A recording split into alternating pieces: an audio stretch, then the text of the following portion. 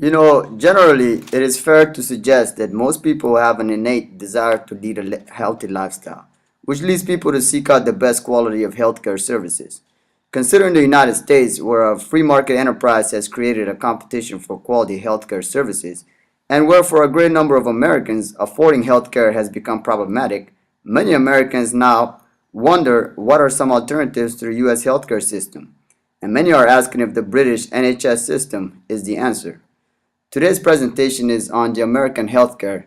Is the NHS the answer? Great Britain has a centralized single-payer healthcare system, known as the NHS.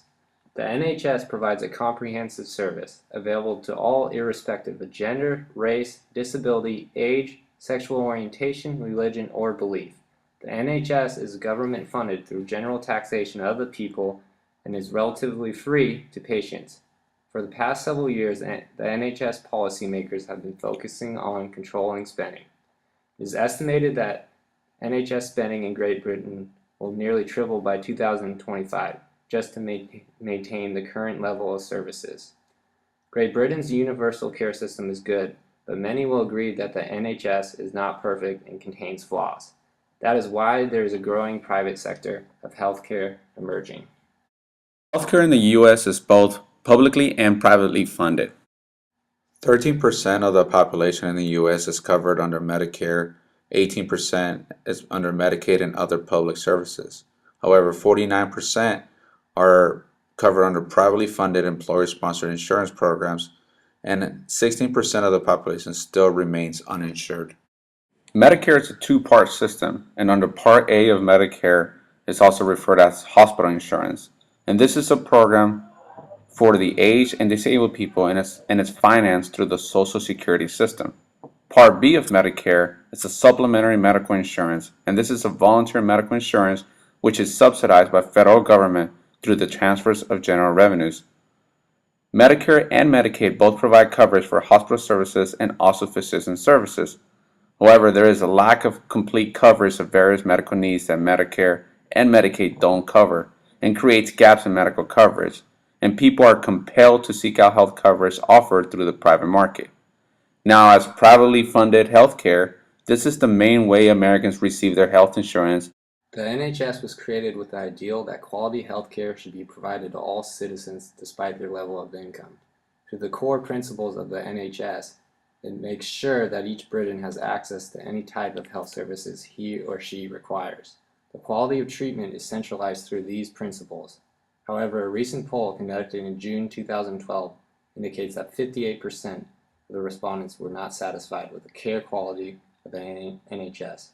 Researchers believe that there is such a low satisfaction rate with the NHS quality of treatment because of the NHS limited spending habits. Under a centralized healthcare system, there is controlled spending in order for budgets to be met. Great Britain spends just 7.5% of its GDP on healthcare. The NHS suffers from limited funding and financial pressures, which in turn affect the quality of treatment that it provides to its patients. The National Institute of Health and Clinical Excellence, NICE, is a body of the NHS that decides which new treatments and drugs it can afford. In turn, the NHS and NICE tend to invest in new treatments and drugs that do not exceed the cost per life of a Briton. The quality of treatment in the United States is difficult to examine due to its complex nature, and many argue that there are some inequalities that are really specific to the U.S. due to the use of a non-universal system. The World Health Organization has continuously ranked the U.S. out of top 10 in the world for overall health system achievement due to its inherent pitfalls. And the World Health Organization also adds that the higher levels of funding doesn't necessarily correlate with better service coverage or improved health outcomes if the resources are not being used efficiently. Because Great Britain's healthcare system is universal, every Briton receives coverage, which results in a high demand for healthcare. With a high demand for healthcare services and the limited amount of money available to the NHS, hospitals and costly health services have to impose wait lists. Wait lists are a major issue with the NHS and the universal healthcare systems around the world. As many as 750,000 Britons were currently waiting for admission to NHS hospitals in 2008. The average waiting time for hospital-based care, depending on the type of care, is usually 46 days. Lengthy wait lists are also stated to see physicians and specialists as well. More than half of British patients wait more than 18 weeks for primary care. A way to avoid such lengthy waits in Great Britain is to purchase private health care. The private healthcare system is less regulated than the NHS, and risk rating is permitted.